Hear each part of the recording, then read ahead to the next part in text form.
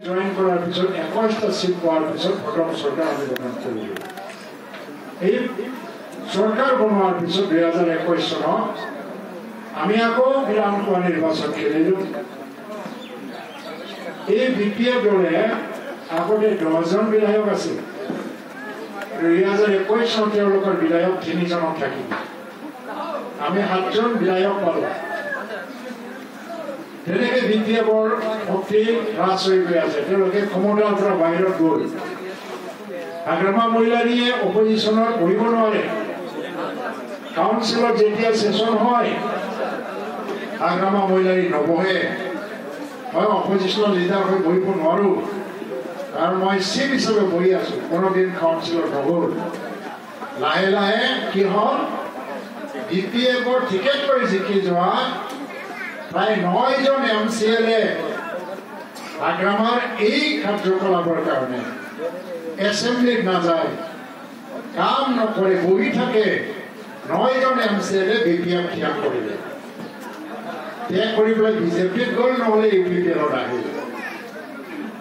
আমাৰ জমদুৱাৰ সমষ্টিৰ ৰেওৰেৱা নাৰ্জীহাৰী বিজেপিত গ'ল, বিপিএফ ত্যাগ কৰি। তেওঁ এতিয়া বনগাঁও সমষ্টিৰ পৰা জিকি যোৱা ৰাজীৱ ব্ৰহ্ম বিপিএফৰ কেণ্ডিডেট আছিল। তেওঁ বিপিএফ ত্যাগ কৰি পেলাই বিজেপি জইন কৰিলে। আমাৰ চাইকম কাশীকোট্ৰাৰ পৰা ফাটিন চিৰামদুৱাৰৰ পৰা জিকি অহা এইজন মানুহে বিপিএফৰ পৰা জিকিছিলে, UPPLত জইন কৰিলে। ধনঞ্জয় বসুমতাৰী তেওঁ বিপিএফৰ পৰা জিকিছিলে, বিজনীৰ পানবাৰী সমষ্টিৰ পৰা, মানা চেটমৰ পৰা। তেওঁ UPPLত যোগদান কৰি পেলাই EM হৈ গ'ল। আৰু বিজেপিয়ে সুবাইদাৰ সমষ্টিৰ পৰা বিপিএফৰ পৰা জিকি অহা প্ৰভাত বসুমতাৰী হাগ্ৰামা মহিলাৰে তেনে কাৰ্যকলাপত ভৱিষ্যত নেদেখি পেলাই বিজেপিত যোগদান কৰিলে। আকৌ শ্ৰীৰামপুৰত যিজন ব্যক্তিয়ে নিৰ্দলীয় খেলিছিলে, কংগ্ৰেছৰ পৰা খেলিছিলে, কংগ্ৰেছ এটাও নিজিকিল।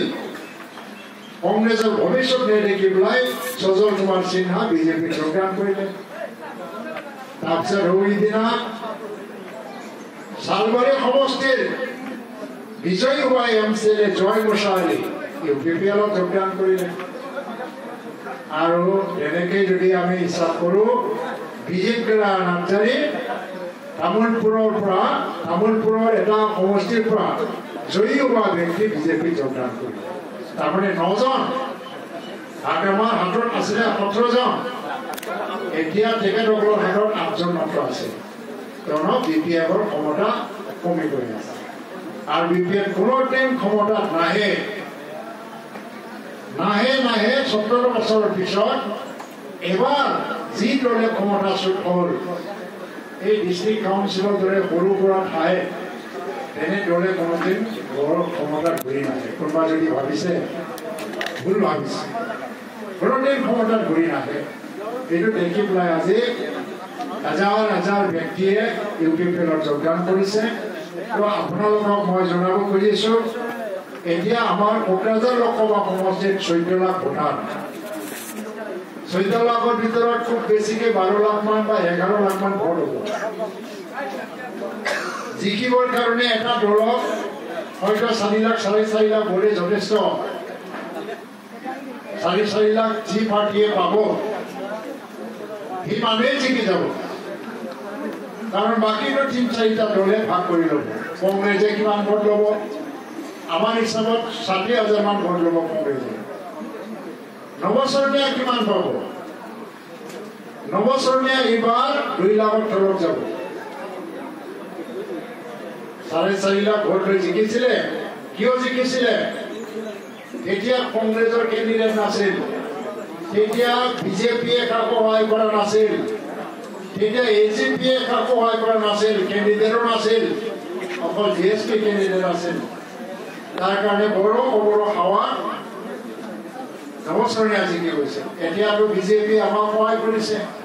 খোলাখুলিভাৱে আমি জইণ্ট ষ্টেয়াৰিং কমিটি বনাইছোঁ। ডক্টৰ হিমন্ত বিশ্ব শৰ্মা যোৱা ইলেকশ্যনত মোক সহায় কৰিলে। নিকাশীত আহি পেলাই, জালাত আহি পেলাই মোৰ কাৰণে ভোট খুজি গ'ল। আকৌ নৰেন্দ্ৰ মোদী গাঁৱলীয়াই